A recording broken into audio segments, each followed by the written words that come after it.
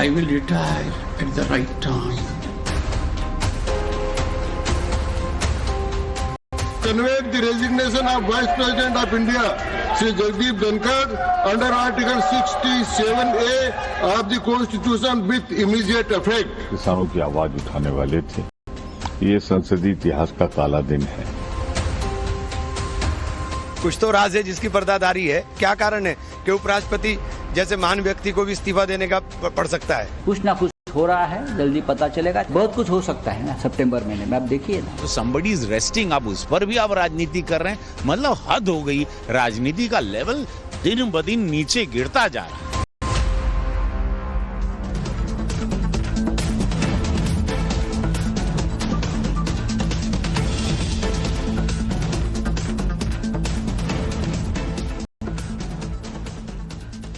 नमस्कार दर्शकों, मैं हूं नाविका कुमार और आप जुड़ रहे हैं मेरे साथ सवाल पब्लिक का शो पर। आज संसद के मॉनसून सत्र का दूसरा दिन भी हंगामे की भेंट चढ़ गया। करीब 3 बार संसद की कार्रवाई को चलाने का प्रयास हुआ, लेकिन लोकसभा और राज्यसभा में विपक्षी दलों के भारी हंगामे के बीच दोनों सदन की कार्रवाई कल तक स्थगित करनी पड़ी। वो तब जब सरकार हर मुद्दे पर चर्चा के लिए सामने से तैयार है। जज महाभियोग मामले पर भी थोड़ी देर में पहले ही गृह मंत्री अमित शाह लोकसभा स्पीकर से मिले हैं। शायद जस्टिस वर्मा मामले में महाभियोग पर चर्चा आगे बढ़ाने पर कोई बात हो रही है। कल तक तो पूरे देश में एक ही बात की चर्चा थी कि जिन जज साहब के घर से पैसा मिला उन जस्टिस वर्मा पर महाभियोग कब आएगा। क्या सत्ता और विपक्ष एकजुट हैं? लेकिन उपराष्ट्रपति के रेजिग्नेशन के बाद पूरा मुद्दा अलग ट्रैक पर चला गया है। अब 2 सवाल हर किसी की जुबान पर है। पहला, अचानक उपराष्ट्रपति धनखड़ ने इस्तीफा दिया क्यों? और दूसरा, देश का अगला उपराष्ट्रपति होगा कौन? लेकिन इन सब के बीच उन पार्टियों के घड़ियाली आंसू लोगों को समझ में नहीं आ रहे जो कल तक उपराष्ट्रपति धनखड़ की मिमिक्री करते थे, उनका मजाक उड़ाते थे। अब उन्हें धनखड़ में गुरु नजर आ रहा है, अब उन्हें धनखड़ में किसान पुत्र नजर आ रहा है, अब उन्हें अचानक संसदीय मर्यादा का ख्याल हो रहा है। आज इस पर भी बात करेंगे, लेकिन पहले ये बता दें कि जब उपराष्ट्रपति का इस्तीफा हुआ तो स्वास्थ्य के कारण बताए गए, लेकिन कल दिन भर राज्यसभा में चेयरमैन एक्टिव दिख रहे थे। फिर देर शाम को अचानक ऐसा हुआ क्या? बिहार के विपक्ष के नेता तेजस्वी यादव पूछ रहे हैं कि उपराष्ट्रपति ने अगर हेल्थ ग्राउंड पर इस्तीफा दे दिया, फिर नीतीश जी की तबीयत कौन सी अच्छी है? मौके पे चौका हर कोई मारना चाह रहा है। सवाल चौतरफा उठ रहे हैं। विपक्ष के सांसदों का आरोप है कि इस्तीफा दिया नहीं, लिया गया है और दाल में कुछ काला है। कुछ तो कह रहे हैं भाई दाल ही काली है। अलग अलग थियोरी चल रही है और उसमें संसद का कामकाज बिल्कुल ठप है। सवाल पब्लिक का है कि जिन धनखड़ की मोदी विरोधी खिल्ली उड़ा रहे थे, अब उनके इस्तीफे पर इतना दर्द क्यों बांट रहे हैं? यही है आज सवाल पब्लिक का।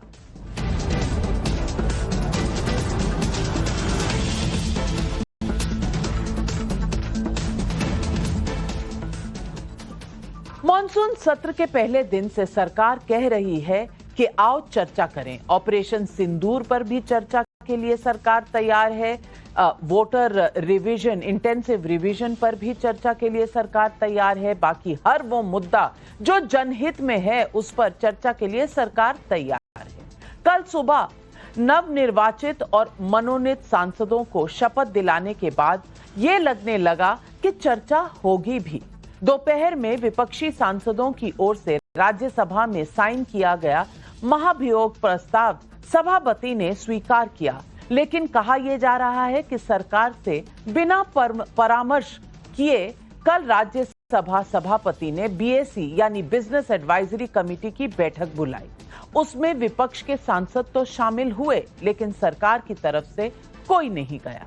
सूत्रों के मुताबिक बिना परामर्श बीएसी की बैठक बुलाने पर और बिना परामर्श रेजोल्यूशन एक्सेप्ट कर लेना जिसमें इम्पीचमेंट मोशन तो हो लेकिन हस्ताक्षर सिर्फ विपक्षी पार्टियों के हो, सत्ता पक्ष में कोई भी साझा ना हो, तो चल क्या रहा था। सरकार के मंत्रियों ने बीएसी पर आपत्ति जताई तो दूसरी तरफ गृह मंत्री अमित शाह ने लोकसभा अध्यक्ष के साथ 1 घंटे तक बैठक भी की। सरकार की ओर से राज्यसभा के सभापति धनखड़ को जवाब दिया गया कि संसदीय कार्य मंत्री कहीं व्यस्त हैं। सरकार की आपत्ति पर धनखड़ ने ना तो कोई तर्क दिया और ना ही कोई ढील दी। अब सवाल उठ रहे हैं कि क्या इसी वजह से सरकार के शीर्ष स्तर से हस्तक्षेप हुआ। एक और थ्योरी भी चल रही है। सूत्रों के हवाले से ऐसा कहा जा रहा है कि मोदी सरकार नहीं चाहती थी कि जस्टिस वर्मा के मामले को लेकर सरकार और न्यायपालिका का सीधे सीधे आपस में कोई टकराव दिखे, क्योंकि महाभियोग एक संवैधानिक प्रक्रिया है, पहले भी हुआ है, इस बार होना तय हुआ। लेकिन धनखड़ सीधे सीधे ऐसे बयान दे रहे थे जिससे सरकार के लिए असहज स्थिति बन रही थी। तबियत को लेकर भी मैं बता दूं कि 17 जुलाई को तत्कालीन उपराष्ट्रपति जगदीप धनखड़ जब दिल्ली की यमुना वाटिका और बांसेरा पार्क पहुंचे तब वहां उनकी तबियत बिगड़ गई थी। इससे पहले 25 जून को नैनीताल में एक कार्यक्रम से पहले भी धनखड़ की तबियत अचानक बिगड़ गई थी, वो बेहोश भी हो गए थे। इसी साल मार्च में उन्हें दिल की बीमारी के चलते दिल्ली के एम्स में भर्ती भी किया गया था, जहां उनकी एंजियोप्लास्टी भी हुई थी, स्टेंट लगा था। इसलिए स्वास्थ्य वजहों से इस्तीफे की बात सिरे से खारिज नहीं की जा सकती। लेकिन राजनीति में जो होता है वो दिखता नहीं है और जो दिखता है वो तो कभी भी होता नहीं। कल तक जो धनखड़ राज्यसभा में मोदी विरोधियों को फूटी आंख नहीं सुहाते थे, उनके इस्तीफे पर क्या क्या कहा जा रहा है आप खुद सुनिए। तो हम लोगों को जानकारी मिली है स्वास्थ्य को लेकर के है, और इतनी उम्र में स्वास्थ्य को लेकर के तो चिंता करनी चाहिए हम सब लोगों को भी। इतना जब उम्र हो जाती है तो कई बार स्वास्थ्य को लेकर के चिंता करनी चाहिए।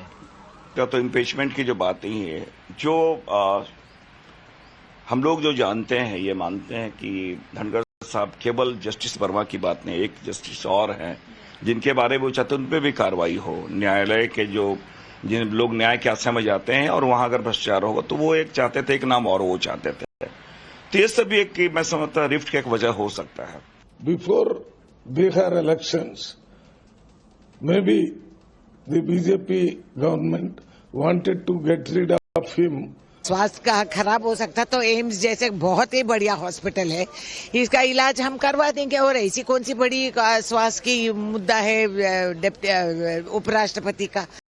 वो लंबे जम्बे जाट है, हट्टे कट्टे सब ठीक ठाक है, मगर ये सरकारी बीमारी है, ये अजीब वायरस भाजपा में घूमती रहती है, तो अब आके इनको भी ऐसे लग गए हैं। He didn't even wait for his farewell. Normally, when somebody retires or resigns or goes away, we have a farewell speech, and especially when it's a vice president of India. He, in a sense, he forsake all that. Why? Something must have happened. विपक्षी नेताओं को आपने सुना। अब मैं आपको राज्यसभा की कार्रवाई के दौरान कुछ अंश भी सुनाती हूं, जब मोदी विरोधी सांसद धनखड़ पर कैसे आपा खोते रहते थे, वो भी सुन लीजिए। एक minute mister Rai, you are a lawyer, I am a you are a lawyer, I am a Mr. Nariman is not a good lawyer. How many cases is not? I have done in Supreme Court. Honorable members, Jaya Amitabh Bachchan is the last speaker on this point. Please, ma'am. Sir, मैं जया अमिताभ बच्चन ये बोलना चाहती हूँ। मैं कलाकार हूँ, body language समझती हूँ, एक्सप्रेशन समझती हूँ। और सर, मुझे माफ करिएगा, मगर आपका टोन जो है is not acceptable. We are colleagues, sir. You may be sitting on the chair. You know, an actor is subject to the director. You have not seen what I see from here. किसान का बेटा हूँ तो कमजोरी नहीं दिखाऊंगा, देश के लिए मर जाऊंगा, मिट जाऊंगा। The chairman who is not respecting me, how can I respect him? मुझे आजकल ये भी देखना पड़ रहा है कितना झुकूं, किसके सामने झुकूं, फोटोग्राफर कहां से क्या ले रहा है, कौन इंस्टाग्राम पर डाल देगा, कौन ट्विटर पर डाल देगा, कौन मेरी रीढ़ की हड्डी को तय करने लगेगा। इस्तीफे की वजह भले जो कुछ भी हो, राजनीति के दांव पेच जानने समझने वाले यही कहेंगे कि एक दिन में अचानक कुछ नहीं होता, कुछ तो टीज पुरानी होगी, कुछ तो वजह होगी, नहीं तो 11 दिन पहले 10 जुलाई को 2027 तक कार्यकाल पूरा करने की बात कहने वाले धनखड़ साहब ने कल अचानक क्यों इस्तीफा दे दिया। सुनिए 10 जुलाई को उन्होंने खुद अपने शब्दों में क्या कहा था।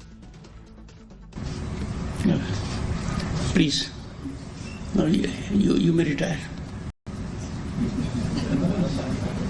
I will retire at the right time. August 2027, subject to divine intervention.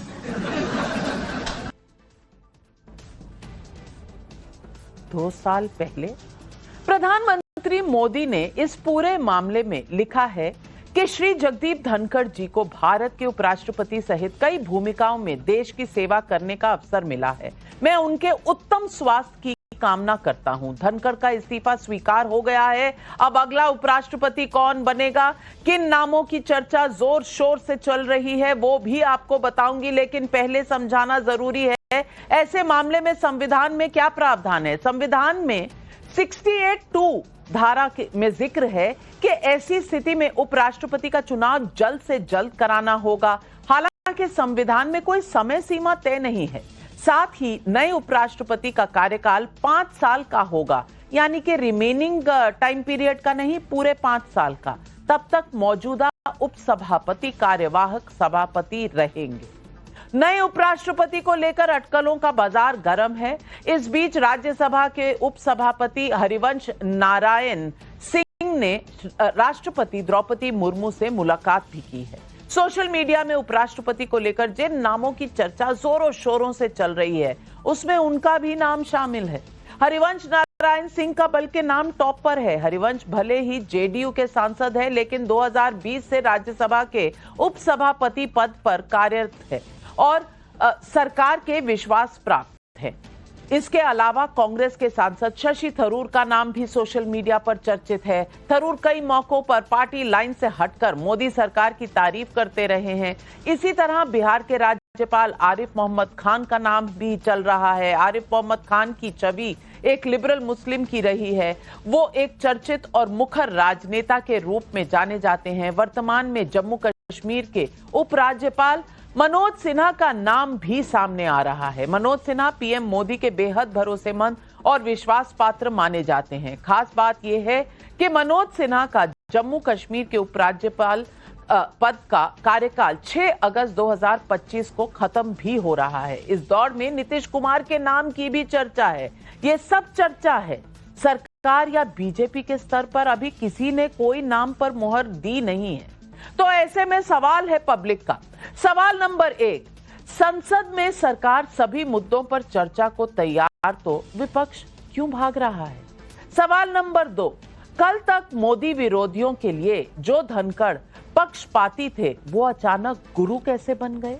और सवाल नंबर 3, धनखड़ के इस्तीफे की वजह सेहत या फिर कोई और ही फैक्टर। अगला उपराष्ट्रपति कौन, यही सवाल अब पब्लिक पूछ रही है। और इन सवालों के जवाब देने के लिए आज हमारे साथ जुड़ रहे हैं केसी त्यागी जी, पूर्व मेंबर ऑफ पार्लियामेंट है, जनरल सेक्रेटरी हैं जेडीयू के। शहजाद पूनावाला जी बीजेपी के राष्ट्रीय प्रवक्ता हैं। हर्षवर्धन त्रिपाठी वरिष्ठ पत्रकार हैं। अरविंद सावंत जी मेंबर ऑफ पार्लियामेंट हैं, शिवसेना उद्धव ठाकरे गुट के। पप्पू यादव जी हैं, मेंबर ऑफ पार्लियामेंट है। और हमारे साथ स्टूडियो में विनोद अग्निहोत्री जी, वरिष्ठ पत्रकार। सबसे पहले अरविंद सावंत जी, इतनी मोहब्बत उपराष्ट्रपति से उसी विपक्ष को हो गई जो कल तक विपक्ष मिमिक्री करता था उपराष्ट्रपति की, कहता था कि ये सत्ता पक्ष के चेयरमैन हैं, ये विपक्ष के चेयरमैन नहीं है। आज आपका दर्द देखे नहीं संभलता। इतना दर्द क्यों हो रहा है? किस बात का दर्द है? क्योंकि यहाँ थोड़ा बीजेपी को घेरने का मौका मिल रहा है, शायद इसी बात का दर्द है। मजे भी ले रहे हैं और दर्द भी दिखा रहे हैं। पहली तो बात, वो हमारे डार्लिंग कभी नहीं थे, आज भी नहीं है। आप उसका जो नैरेटिव सेट करने की कोशिश कर रहे हो ना, वही सबसे गलत है। विपक्ष का रोल क्या है? क्या हाजी हाजी करते रहे? क्या सरकार जो भी करे उसके हाजी हाजी करने का रोल है विपक्ष का? विपक्ष का रोल पहले समझ लीजिएगा। अगर विपक्ष हमारे धनखड़ साहब पे तो राज्यसभा में नहीं हूं, लेकिन फिर भी एक इंटरेक्शन रहती है, तो जिस ढंग से उन्होंने पिछले सालों में, आज भी वो डार्लिंग नहीं थे, मुद्दा अलग है। आप उसको अलग रंग देना चाहते हैं, वो अलग रंग नहीं देना। मुद्दा यह है कि आपने अभी पिछले 10 मिनट में बहुत सारी चीजें बताई। आपने एम्स का ऑपरेशन बताया, स्टेंट डाला बताया, वहां उनको एक अनकॉन्शियस भी हुए बताया। फिर आपने वो भी बताया कि जेएनयू में उन्होंने बताया कि मैं अगस्त में रिटायर होने वाला हूं। ये सारे क्रम आप देख लीजिएगा।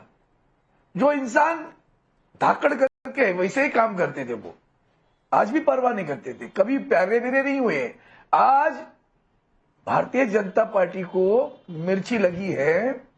सुबह उन्होंने इम्पीचमेंट का मुद्दा और भी है, वो अलग है, उसमें भी है, क्योंकि वो दूसरा भी एक नाम लेना चाहते थे, जबकि सरकार में बैठे हुए लोगों को वो नाम नहीं चाहिए था। उसमें भी आपने सही फरमाया, आपने सही कहा कि सरकार और जुडिशियरी में झगड़ा की कोशिश कर रहे हैं, सब ड्रामा है। अरे जिस सरकार में सर्वोच्च न्यायालय के न्यायाधीश निवृत्त होने के बाद में अपने राज्यसभा के मेंबर बनते हैं, ऑनर कलकत्ता के हाईकोर्ट के जज इस्तीफा देकर दूसरे दिन भारतीय जनता पार्टी ज्वाइन करते हैं, फिर चुनाव लड़ते हैं, चुनकर आते हैं। क्या ये सभी एकदम सीधा रास्ता था क्या बीजेपी का? तो उसके पहले उन्होंने क्या क्या किया होगा बीजेपी के लिए कोर्ट में बैठ के, वो भी तो सोचो। ये आज भी ऐसा ही मुद्दा है कि धनखड़ साहब सुबह राज्यसभा में आए, आप देखिए उनका बर्ताव देखिए, उनका काम देखिए। उन्होंने शुरुआत की थी अच्छी तरह से, उनके स्टाइल से, उनकी अपनी खुद की स्टाइल है हाउस चलाने की। जबकि आज उन्होंने खड़गे साहब को बोलने देने के बाद में नड्डा साहब ने क्या कहा? रिकॉर्ड पे नहीं आना चाहिए। कौन सा मुद्दा? पहलगाम का मुद्दा रिकॉर्ड पे नहीं आना है क्या? अब सोचो, आप कह रहे थे सरकार चर्चा करनी चाहती है। मैं कल का बीएससी का, हमारे लोकसभा का बीएससी का देता हूं आपको रिकॉर्ड। पहलगाम का एक शब्द भी, अक्षर भी लिखा नहीं, प भी नहीं लिखा। पहलगाम छोड़ो, प भी नहीं लिखा, ना सिंदूर लिखा। ये उनका तरीका है। कथनी और करनी में बहुत फर्क होती है। बीएससी का एजेंडा देखोगे ना, चर्चा करने के तैयार है, लिखो ना फिर बीएससी पे, एजेंडा पे लिखो। तो बीएससी में तो आप थे, सरकार तो थी नहीं, और आप कहाँ हैं मुझे तो ये भी समझ में नहीं आता। 2 राउंड की बातचीत तो उद्धव जी की फडणवीस जी से हो गई है, तो अब आप इस तरफ हैं उस तरफ हैं, मेरी समझ में नहीं आ रहा। लेकिन पप्पू यादव जी हाथ उठा रहे हैं। पप्पू यादव जी, माजरा क्या है? मैं फैक्ट बताती हूं तो अरविंद सावंत जी कहते हैं फैक्ट क्यों बता रही है। मैं बता रही हूं कि भाई दाल में कुछ काला है, क्योंकि कुछ जो दिखता है वो होता नहीं, जो होता है वो दिखता नहीं। आप बताइए अंदर की कहानी है क्या? आपने सही कहा, अभी बता। देखिए एक बात समझिए, फिर जाकर नड्डा, पहले तो आप जान लीजिए कि ये पॉलिटिकल इस्तीफा है।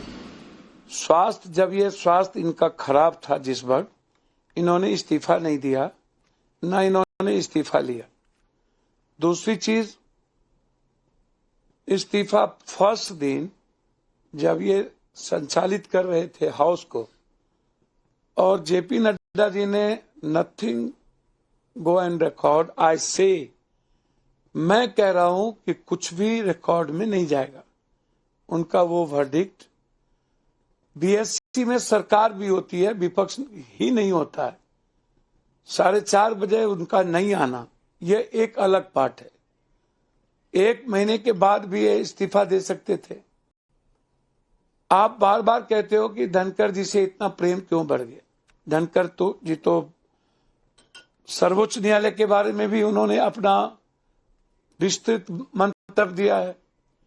वो हमेशा किसान की भी बात करते रहे हैं, हमेशा यह भी कहते रहे हैं कि जाट झुकता नहीं है, जाट को कोई डरा नहीं सकता।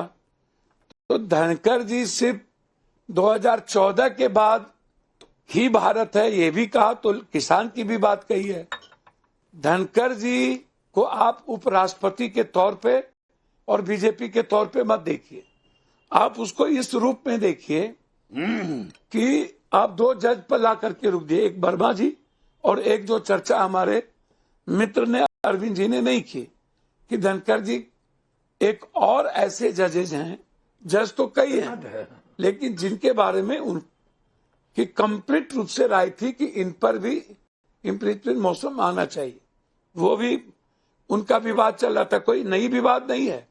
ये 1.5 से 2 महीने से लगातार विवाद सरकार और उपराष्ट्रपति के बीच चल रहा था। और कल क्या हुआ, कल 2 ऐसे वाक्य हुए। कल का कार्यक्रम उनका लगा हुआ था और उसके बाद कल 7:30 बजे तक सभी लोगों से चर्चा की, सभी लोगों से बातचीत हुई। हमारे आदरणीय नेता कांग्रेस के लास्ट बातचीत हुई जयराम रमेश जी से, किसी को भी अस्वस्थता नजर नहीं आई। अब आप इसको लेकर के ये देखिए कि आरएसएस और बीजेपी के बीच जो लगातार अध्यक्ष के मुद्दों को लेकर, उत्तर प्रदेश के मुद्दों को लेकर, आप जरा सा देखिए तो आप मैंने पप्पू जी बिल्कुल देखा, नई चीजों मैंने वो भी देखा और मैंने ये भी देखा कि मोतिहारी में आपको वो बस में चढ़ने नहीं दिया था राहुल गांधी जी के साथ, तेजस्वी जी के साथ, मैंने वो भी देखा। फिर वही मेरी बात, मैंने वो भी देखा था। मुद्दा का तो मुद्दे तो चलते रहते हैं, अलायंस पार्टनर्स में चलते रहते हैं। आप कौन से मुद्दे की बात कर रहे हैं? चलिए, आपने सवाल पूछ ही लिया है तो मैं शहजाद पूनावाला, केसी त्यागी जी आ रही हूं आपके पास, पर शहजाद पूनावाला जी पहले मैं पूछूंगी आपको कि दाल काली है या दाल में कुछ काला है? देखिए, जो कल तक दाल को पीली देखने के लिए इनकार कर रहे थे, आज उनको काली दाल नजर आ। सवाल हमारा नहीं है। देखिए, पप्पू जी का पढ़ा मैं आदर करता हूं। अभी उन्होंने स्मिता जी को पॉडकास्ट दिया जिसमें उन्होंने कहा है ऑन रिकॉर्ड कि 42 वर्षों से मैं केवल 1 घंटे सोता हूं, 24 घंटे में से 23 घंटे काम करता हूं। तो हो सकता है पप्पू जी आपकी सेहत का भी आप ख्याल रखिए, ऐसा ना हो कि वैन पे चढ़ने के लिए भी स्थिति खराब हो जाए।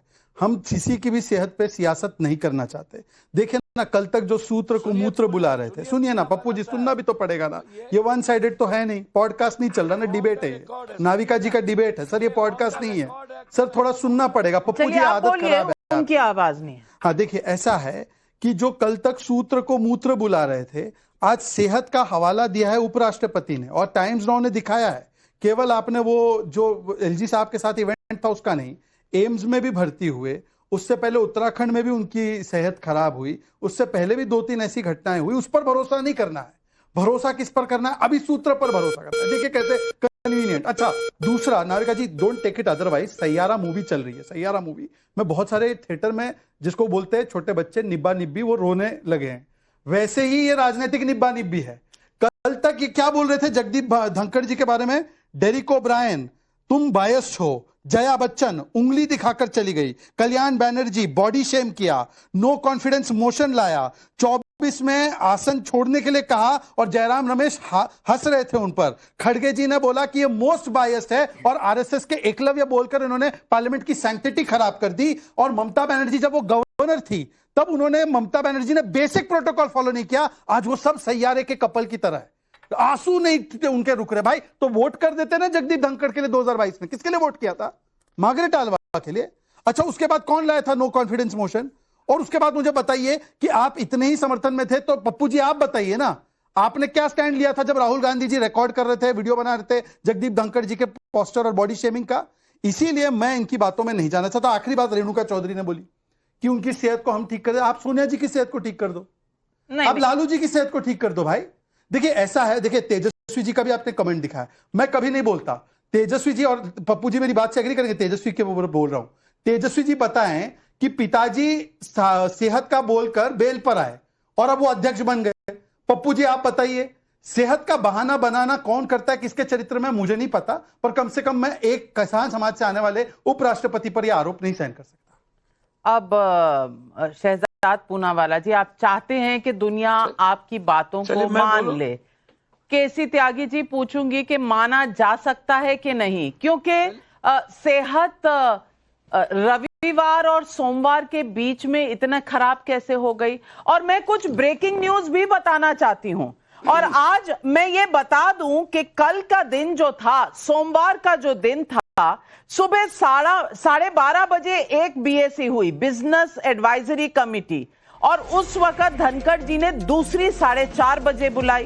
अब 2 बजे वाइस प्रेसिडेंट साहब, उपराष्ट्रपति जी ने ऑपोजिशन का मोशन जो है वो एक्सेप्ट कर लिया जस्टिस वर्मा के खिलाफ, जिसमें 63 सिग्नेचर ऑपोजिशन के थे, सत्ता पक्ष का एक भी सिग्नेचर नहीं था। और उसकी अनाउंसमेंट 4:07 पर उन्होंने फ्लोर ऑफ द हाउस में कर दी, 4:07 पर, और कहा कि हमने ये इम्पीचमेंट मोशन जो है ये एक्सेप्ट कर लिया है। पहले तो सरकार से ना बात करना, किसी को ले लेना, ये रूल के दायरे में है या नहीं है, ये केसी त्यागी जी बताएंगे। लेकिन उसके बाद कुछ ऐसा होने लगा और फिर आए वो 5 घंटे। 4:30 बजे से हर राज्यसभा के एमपी को बुलाया गया राज्यसभा और कहा जिस हाल में हो, जहां हो वहां से आ जाओ, व्हीलचेयर लगे तो व्हीलचेयर में, स्ट्रेचर लगे तो स्ट्रेचर में, बस पहुंचो। और एक सफेद कागज पर हस्ताक्षर लिया गया। कहते हैं कि शायद कुछ ऐसा हुआ कि इंपीचमेंट जज का नहीं, शायद वाइस प्रेसिडेंट का हो जाता। और जब ये खबर उपराष्ट्रपति तक पहुंची, उसके बाद बस आधे घंटे में वो राष्ट्रपति के पास गए, अपना इस्तीफा दिया और 9:25 पर इसे अपने ट्विटर पे अनाउंस कर दिया। ये अंदर की कहानी जो हमें पता चली है। अब केसी त्यागी जी, क्या कुछ ऐसा हुआ जिसमें उन 5 घंटों में धनखड़ जी पर प्रेशर रहा?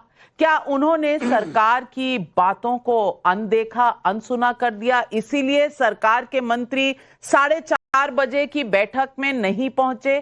क्या हुआ?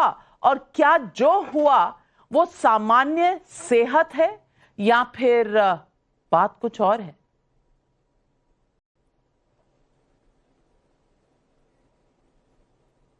नविका जी, मेरा 35 साल पुराना रिश्ता है धनखड़ जी से। जब 9वीं लोकसभा में जनता दल के सांसद के रूप में मैं उत्तर प्रदेश से और राजस्थान से आए थे, और जनता दल के अंदर भी जिस तरह का गुटबाजी थी, हम दोनों चौधरी देवीलाल जी के समर्थकों में से थे।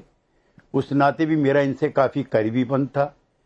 जब जनता दल का बंटवारा हुआ है तब हम अलग हुए। मैं वीपी सिंह जी के साथ चला गया था और ये देवीलाल जी के साथ चले गए थे। लेकिन इस सब के बावजूद भी उपराष्ट्रपति बनने पर उनका निमंत्रण आया कि ये आपके लिए प्रसन्नता है कि मैं शपथ ले रहा हूँ, आप आइए। मैं गया। मैं उनके इस्तीफे से व्यथित हूँ, दुखित हूँ, और ये मेरे लिए एक आश्चर्यजनक खबर है। वो उस नाते भी मैं उनको याद करता हूँ, क्योंकि किसान राजनीति से मेरा राजनीतिक जीवन शुरू हुआ है। पिछले दिनों उन्होंने 2024 में कृषि मंत्री की उपस्थिति में कह दिया था, मैं उनको इस रूप में भी याद करता हूं। मैं कहा उन्होंने कि मैं आपसे आग्रह करता हूं और भारत के दूसरे सर्वोच्च संवैधानिक पद पर आसीन व्यक्ति होने के नाते कृपया मुझे बताएं, क्या किसानों से कोई वायदा किया था और वह पूरा क्यों नहीं हुआ? क्या हम उस वादे को पूरा करने के लिए क्या कर रहे, वगैरह वगैरह वगैरह। तो उस नाते भी मुझे उनकी याद है। लेकिन मेरे मित्र हैं अरविंद सावंत जी, जिन्होंने कुछ सवाल उठाए हैं। मैं सावंत जी आपसे पूछना चाहता हूं मित्र के नाते कि आपने MS गिल साहब का नाम सुना है? वो चीफ इलेक्शन कमिश्नर थे। सुना तो है। मैं राज्यसभा में था, वो मेरे साथ राज्यसभा में थे, कांग्रेस पार्टी के MP के रूप में, मंत्री भी थे। उससे पहले वो भारत सरकार के मंत्री रहे थे। तो मैं आप ही को संबोधित कर रहा हूं कि चीफ इलेक्शन कमिश्नर रहते हुए कांग्रेस पार्टी के शासन काल में क्या विपक्षी दलों के लिए भी वो निष्पक्ष रहे होंगे? हाँ या ना? क्या उनकी जो तटस्थता थी तो उस समय भी कायम रही होगी? जैसे आपने किसी जस्टिस के लिए सवाल उठाया। हाँ, आपने, मैं क्यों नहीं उठा? नंबर एक नंबर दो, मैं अपने कांग्रेस करते रहे। हाँ, मैं कांग्रेस के मैंने आपकी बात मान दी, बराबर है। आप जो कांग्रेस के कार्यकाल में के मित्रों से भी मैं, नाविका जी, गलत है, उनके कार्यकाल में हुआ तो भी गलत है, इनके कार्यकाल में हुआ तो भी गलत। ठीक है सावंत जी, धन्यवाद। उनके कार्यकाल में हुआ सही हुआ। ठीक है सावंत जी, धन्यवाद बहुत बहुत। नाविका जी, दूसरा सवाल है, मैं राज्यसभा में था तो डिप्टी चेयरमैन जो थे वो थे उस समय कुरियन साहब। जब मैं लोकसभा में था वो कांग्रेस के एग्रेसिव मेंबर थे, लेकिन उन्होंने एक बार भी ऐसा अवसर नहीं दिया कि मेरे बीजेपी के मित्रों को कोई दिक्कत हो। मैं उनका जिक्र इसलिए कर रहा हूं कि हामिद अंसारी साहब उस समय वो भी कांग्रेसी पृष्ठभूमि के थे, और धनखड़ साहब पर जो आरोप लगा है नाविका जी, पिछले कार्यकाल में प्रोएक्टिव गवर्नमेंट का लगा है। उन्होंने कांग्रेस बीजेपी की सरकार को जिस मुस्तैदी के साथ संवैधानिक तरीके से भी और व्यक्तिगत तरीके से भी डिफेंड किया, तो उनका और सरकार के बीच में कोई मतभेद जैसी कोई चीज है, मैं ऐसा करके नहीं मानता। और हमारे जो कांग्रेस के मित्र आज घड़ियाली आंसू बहा रहे हैं, उनसे मैं कहना चाहता हूं, और उसमें पप्पू यादव जी पक्के कांग्रेसी नहीं है, ये हमारे साथ भी रहे हैं। 10 दिसंबर को उनके खिलाफ अविश्वास प्रस्ताव आता है, 68 MP कांग्रेस के प्लस साइन करते हैं। वो तो तकनीकी कारणों की वजह से वो रद्द हो जाता है। तो उस समय धनखड़ जी का व्यवहार, स्वभाव और निष्पक्षता ठीक थी, जो आज अचानक खराब हो गई। और सबसे बड़ा मैं ये कहना चाहता हूं, नाविका जी मैं कुछ कहना चाह रहा हूं, जो हाँ, मेरे बाद में पप्पू जी मेरे बात कहिएगा। मैं इसमें ये कहना चाहता हूं कि उन्होंने इस्तीफा दिया स्वास्थ्य कारणों से। उन्होंने ना तो सरकार के प्रति कोई अप्रसन्नता जाहिर की, ना उन्होंने किसी के प्रति अविश्वास जाहिर किया। हम दिन भर लगे हुए हैं, क्योंकि अब राजनीति संभावनाओं पर, अटकलों पर, षड्यंत्रों पर, इस पर आधारित हो गई है। ये काम अगर अब से 25 साल पहले हुआ होते भी थे। मेरे नेता थे VP सिंह जी, उन्होंने इस्तीफा दिया। मेरे नेता थे जयप्रकाश नारायण, उन्होंने इस्तीफा दिया, लेकिन उनके इस्तीफों पर अटकलें नहीं लगती थी जैसे आजकल लगती हैं। तो मैं इसमें ये कहना चाहता हूं कि जिस तरह समय बदल गया है कि लोग बदल गए हैं कि अब अटकलें इतनी लग रही हैं कि सुबह शाम, और जनता भी सवाल पूछ रही है। लेकिन विनोद अग्निहोत्री जी, जो हुआ वो सामान्य हुआ, सवाल नहीं पूछने चाहिए, अटकलें नहीं लगनी चाहिए, या फिर ये नेचुरल है कि अटकलें लगेंगी? ऐसा क्या हुआ कि तबीयत रविवार तक ठीक थी, लेकिन इस सत्र के पहले दिन शाम को 4:30 बजे तक BAC करने के बाद तक तबीयत अचानक इतनी खराब हो गई कि रात के 9:30 बजे इस्तीफा दे दिया? नाविका जी, आपने खुद ही वो कह दिया कि सामान्य अगर होता तो ऐसा नहीं होता। सामान्य परिस्थितियों में क्या होता है, अगर मान लीजिए, मैं मानता हूं जो आपने सारा रिपोर्ट दिखाई टाइम्स नाउ ने उनके स्वास्थ्य को लेकर, तो सही है, बिल्कुल फैक्चुअल है। लेकिन अगर वो इस्तीफा देने का मन उनका पहले का होता तो चूंकि जिस सरकार ने उनको उपराष्ट्रपति बनाया, वो प्रधानमंत्री जी से बात करते, सलाह मशविरा करते, उसके बाद जाके इस्तीफा देते और फिर उसको सार्वजनिक करते। वो तो अचानक अनशेड्यूल मीटिंग में राष्ट्रपति के पास गए, इस्तीफा पकड़ाया और एक्स पे पोस्ट कर दिया उन्होंने। तो ये सामान्य लगता है क्या आपको? ये सहज लगता है? ये नॉर्मल डिलीवरी तो नहीं लगती मुझे, नंबर एक। दूसरी बात ये है कि अब रिश्ते कहां बिगड़े, क्या हुआ, ये तो मुझे नहीं मालूम है, लेकिन ये जरूर है कि जिस तरह से इस्तीफा हुआ तो मुझे सामान्य नहीं लगता है। और आप एक बात और देखिए, प्रधानमंत्री जी ने ट्वीट करके उनको उनके अच्छे स्वास्थ्य की कामना भी की है, लेकिन इसके अलावा किसी और सरकार के मंत्री का कोई ट्वीट या कोई प्रतिक्रिया नहीं आई किसी तरह की। और उपराष्ट्रपति, मुझे याद है केसी त्यागी जी बैठे हुए हैं कि जब भैरव सिंह शेखावत जी चुनाव हार गए राष्ट्रपति का, उन्होंने इस्तीफा दिया।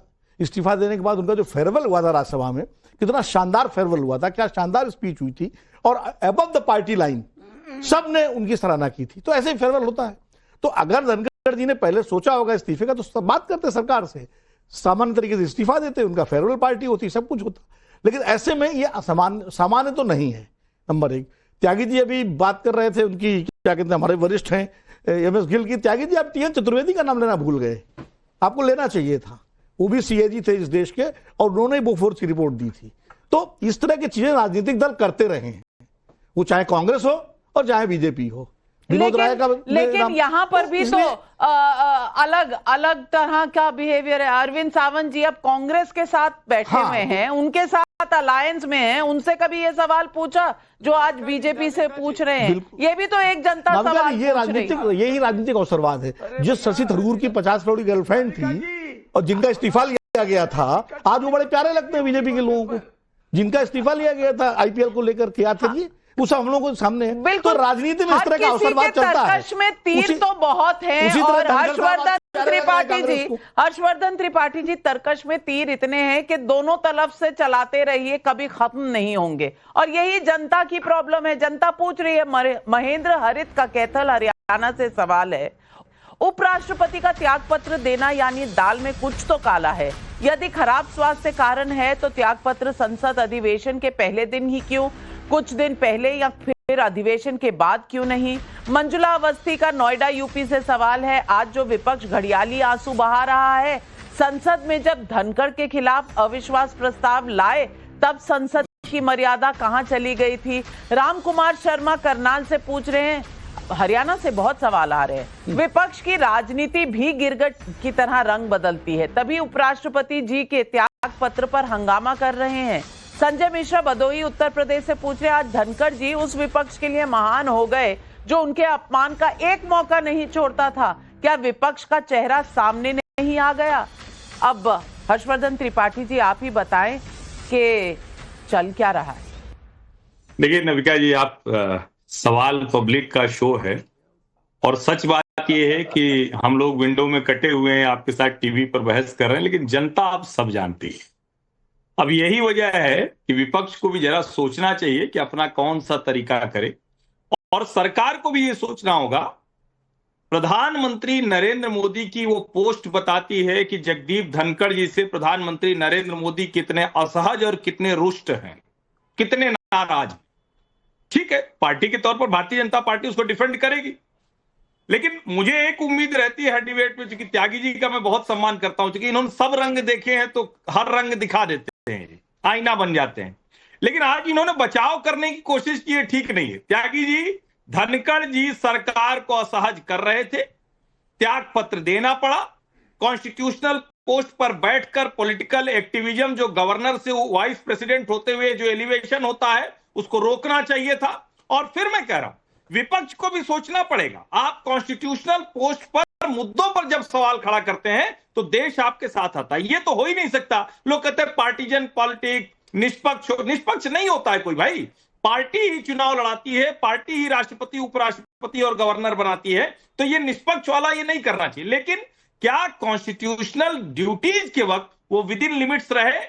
क्या कॉन्स्टिट्यूशनल ड्यूटी निभाते वक्त उन्होंने कोई अन्याय किया? उस पर आप लड़िए। लेकिन जब आप मिमिक्री करने लगते हैं, राहुल गांधी उसका वीडियो बनाने लगते हैं, और उसके बाद महाभियोग लाने के बाद आज अचानक कह रहे हैं कि धनखड़ जी तो बड़े महान थे, बड़ा आंसू निकल रहा है, तब लगता है कि कुछ तो गड़बड़ है। और मैं फिर कह रहा हूं, ये विद इन गवर्नमेंट की जो प्रॉब्लम है, उपराष्ट्रपति बन जाएगा, सब खत्म हो जाएगी। विपक्ष को तरीका कोई दूसरा खोजना पड़ेगा। ये नहीं चलेगा कि आप जिसके ऊपर हमला करते रहे अचानक कहें कि नहीं वो इस्तीफा दे दिया। ये ठीक वैसे ही है कि जैसे कांग्रेस के भीतर अगर कोई चला जाए तो भाजपा उसका लाभ नहीं ले सकती, उनको दूसरे तरीके खोजने पड़ेंगे। पप्पू जी देखिए, एक दो बात समझिए। 5 जजेस का वो वर्डिक्ट याद कीजिए जब प्रेस कॉन्फ्रेंस करके लोकतांत्रिक व्यवस्था पर और संवैधानिक जिम्मेदारी पर सवाल खड़ा किया था। चुनाव आयोग ने इन्हीं के 11 साल के दरमियान में पद छोड़े। रिजर्व बैंक के गवर्नर को आप याद करिए, एक संस्थाओं की बात आप मत करिए, आप कई ऐसी संस्थाएं। अच्छा, दूसरी बात आप याद करिए, बाला साहब ठाकरे और बादल बीजेपी के साथ का वो संबंध, आप बीजेपी के चरित्र को देखिएगा, वर्तमान बीजेपी को, तो शिंदे को भी याद करिए और बगल में आप सतपाल जी को भी याद करिए और देवीलाल जी के पोता को भी आप याद कर लीजिए कि किस तरीके से उनको हटाया गया, किस तरीके से आप सपोर्ट लिए, सरकार बनाए, 9 विभाग दिया और उसके बाद वो आपको पसंद नहीं आया। आप सबसे ज्यादा आपके दुश्मन हो गए बाला साहब ठाकरे, जिन्होंने बीजेपी को 2 से कहां पहुंचाया। बादल जी ने कहा, यानी कि आपकी किसी से बनती नहीं है शहजाद पूनावाला जी, आपसे दोस्ती बहुत दिन चलती नहीं है। लंबो लबाब पप्पू जी का ये है, आप जवाब दीजिए, सबसे लड़ाई क्यों हो जाती है? आदरणीय पप्पू जी, नीतीश जी को हालांकि हमसे कम सीटें मिली। पप्पू जी सुनना पड़ेगा। पप्पू जी आपको कंट्रोल करने में ही प्रॉब्लम हो जाती है ना, समय निकल जाता है। कितना अपमानित किया गया नाविका जी, ऐसे तो जवाब नहीं दे पाऊंगा। जी आप जवाब दे। पप्पू जी आप जवाब सुन लीजिए ना। नीतीश कुमार जी ने यहाँ का भोजन छोड़ के देखिए पप्पू जी, जितना आपकी यहाँ पे सुनते हैं, काश तेजस्वी उतना सुन लेते तो इतना कल्याण हो जाता आपका। पप्पू जी ऐसे वैन पर थोड़ी ना आपको चढ़ने नहीं देते। नाविका जितना सुनने देती है एक सांसद वाली पार्टी को, उतना सुन लेते तेजस्वी यादव जी, तो इस प्रकार की दुर्गति नहीं होती और वैन पर 2 पप्पू होते, केवल एक पप्पू नहीं चढ़ता है ना। पर वो पार्टी जो एक पप्पू से ज्यादा पप्पू स्वीकार नहीं सकती, वो पप्पू आकर दूसरे को ज्ञान दे रहा। आप सुन तो लीजिए भाई साहब, ये मशीन शुरू होती है, बंद नहीं होती। दूसरी बात, नीतीश जी की कम सीटें होने के बावजूद भी गठबंधन धन निभाते हुए भारतीय जनता पार्टी ने उनको मुख्यमंत्री बनाया। एकनाथ शिंदे की कम सीटें होने के बावजूद भी भारतीय जनता पार्टी ने उनको मुख्यमंत्री बनाया। अब मुझे बता दीजिए पप्पू यादव जी, आप तो माननीय सांसद है, कांग्रेस ने आपके लिए क्या किया? उनका समर्थन तो आपका ले लिया। और दूसरी बात, आखिरी 10 सेकंड, मुर्मू जी को मुर्मा किसने बोला? अभी कोविंद जी को कोविड किसने बोला? 2 दिन पहले खड़गे जी ने बोला पीएम टीवी पर भौंकते हैं, ये संवैधानिक पदों का अपमान करते हैं। सीजीआई पर सवाल, जब गणेश आरती की, इलेक्शन कमीशन पर सवाल, सुप्रीम कोर्ट पर सवाल, वो हमको आकर संविधानिक, ये जंग अभी खत्म होने वाली नहीं है। आपदा में अवसर कौन ढूंढ रहा है ये तो वक्त ही तय करेगा। लेकिन हमने जनता से पूछा कि जगदीप धनखड़ के इस्तीफे की असल वजह क्या है। सैंपल साइज 30,000 लोग, स्वास्थ्य कारणों से 33% लोग, सरकार के साथ मतभेद 60% लोग कह रहे हैं सरकार के साथ मतभेद रहा, कह नहीं सकते 7%। तो शहजाद पूनावाला जी, ये देख लीजिए जनता ने क्या तय किया है। जनता स्वास्थ्य वाली कहानी तो मान नहीं रही, कह रही है 60% लोग कह रहे हैं कि भैया मतभेद है। ये मतभेद क्यों है, कहां है, कब से चल रहे हैं, असल में क्या हुआ, कुछ अंश हम आज आपके सामने लाए हैं, लेकिन लाते रहेंगे क्योंकि दाल काली है। अब काली दाल में से कहानी निकालना हमारा काम है, वो जारी रहेगा। तमाम पैनलिस्ट को धन्यवाद, आपसे लेती हूं इजाजत, नमस्कार। जाइएगा मत, पाठशाला बस